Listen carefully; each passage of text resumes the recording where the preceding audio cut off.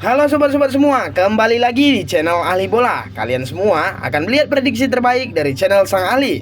Pada kesempatan hari ini, saya akan membawakan 4 pertandingan yang akan kita bahas. Untuk pertandingan yang pertama, kita akan membahas dari Liga Finlandia, yaitu Veikkaus Liga, mempertemukan HJK versus Jaro. Dan pertandingan yang kedua, mempertemukan Ilves versus KTP. Dan pertandingan yang ketiga, ketua-ketuaku, mempertemukan Inter Turku versus Mariehamn. Dan pertandingan terakhir, yaitu pertandingan keempat, mempertemukan VPS versus HK. Oke lah ketua-ketuaku, tidak usah berlama-lama lagi, langsung saja kita menuju pertandingan pertama ya ketua-ketuaku. Untuk pertandingan yang pertama, HJK dan Jaro ya ketua-ketuaku. Untuk HJK dan Jaro di sini, dari statistik 5 pertandingan terakhir, HJK mampu berhasil mendapatkan 4 kali kemenangan dan 1 kali mengalami kekalahan. Sedangkan Jaro berhasil meraih 3 kali kemenangan dan 2 kali mengalami kekalahan ya ketua-ketuaku. Oke ketua-ketuaku, kita masuk ke head to head kedua tim tersebut. Untuk head to head kedua tim tersebut di sini HJK berhasil meraih 1 2 3 4. HJK berhasil meraih 4 kali kemenangan dan 1 kali hasil seri. Sedangkan Jaro belum pernah mendapatkan 1 kali pun kemenangan, hanya berhasil meraih 1 kali seri saja, yaitu berbagi poin ya ketua-ketuaku.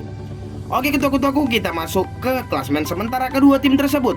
Untuk klasemen sementara kedua tim tersebut, HJK menduduki peringkat yang kelima.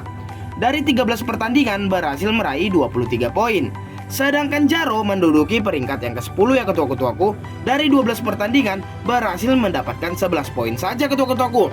Oke ketua-ketuaku, kita masuk ke pasaran yang diberikan oleh para bandot. Untuk pasaran yang diberikan oleh para bandot, HJK Helsinki memberikan pur kepada FF Jaro ya ketua-ketuaku. Untuk full time handicapnya, para bandot menyediakan di angka 1/3/4 dan di 2 ya ketua-ketuaku.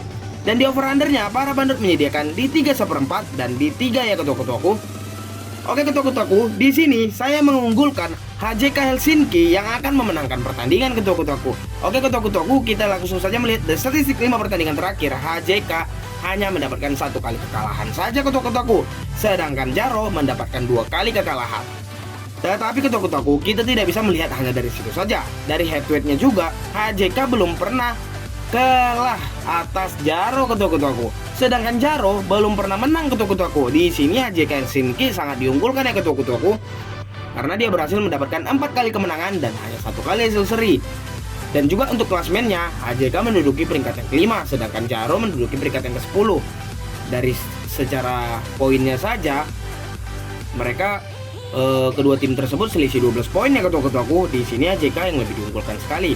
Jadi ketua-ketuaku, menurut saya di sini skor di sini akan jatuh dengan skor, feeling saya skor akan jatuh dengan skor 4-0 ya ketua-ketuaku, karena HJK juga bermain di kandang ketua-ketuaku.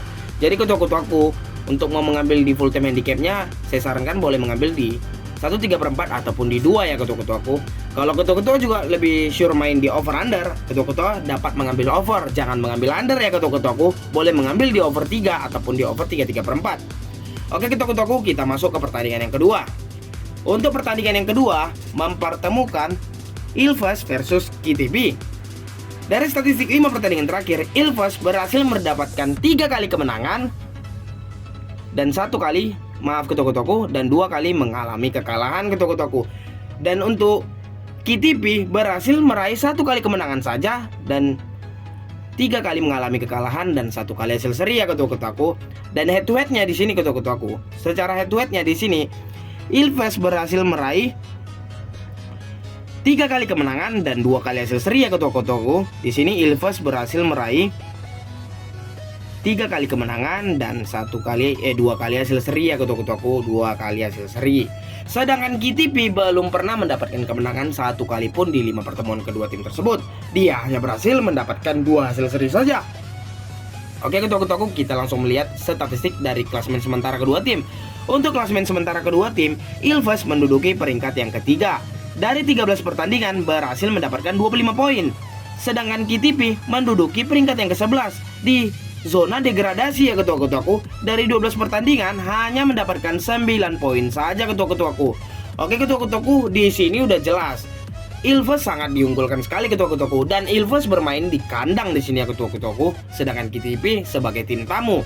Jadi menurut saya di sini ya ketua-ketuaku, skor di sini akan jatuh dengan skor telak ya ketua-ketuaku. Menurut saya skor di sini akan jatuh dengan skor 4-1 ketua-ketuaku.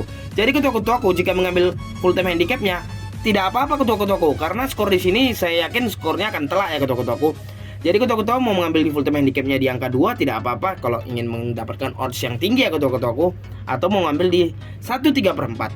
Kalau ketua-ketua sekali lagi saya sarankan lebih tertarik mengambil di over undernya, ketua-ketua dapat mengambil di over 3,5 ataupun 3/4 ya ketua-ketuaku. Oke ketua-ketuaku, kita masuk ke pertandingan yang ketiga ya ketua-ketuaku. Untuk pertandingan ketiga kita masih saja di Finlandia ketua-ketuaku, karena saya hanya membahas untuk Liga Finlandia di sini ya ketua-ketuaku. Oh maaf ketua-ketuaku, ini agak susah sekali.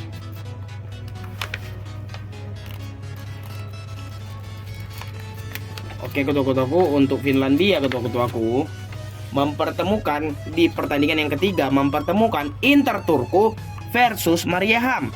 Untuk Inter Turku dari 5 pertandingan terakhir berhasil mendapatkan 3 kali kemenangan dan 2 kali hasil seri. Sedangkan Mariehamn berhasil mendapatkan 1 kali kemenangan saja dan 1 kali hasil seri dan 3 kali mengalami kekalahan ketua-ketuaku. Di sini tampak jelas ya ketua-ketuaku. Saya pun tidak menandakan, ketua-ketua dapat melihatnya ya ketua-ketuaku. Oke ketua-ketuaku, kita masuk ke head to head kedua tim tersebut. Untuk head to head kedua tim tersebut, Inter Turku berhasil mendapatkan 1, 2, 3.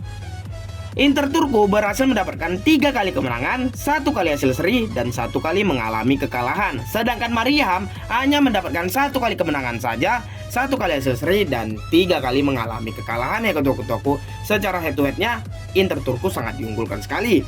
Oke ketua-ketuaku, kita melihat klasemen sementara kedua tim. Inter Turku menduduki peringkat yang ke-1. Dari 12 pertandingan berhasil mendapatkan 26 poin. Sedangkan Mariehamn menduduki peringkat yang ke-8. Dari 13 pertandingan berhasil mendapatkan 14 poin saja ya ketua-ketuaku. Oke ketua-ketuaku, di sini kita langsung melihat pasaran yang diberikan oleh para bandot.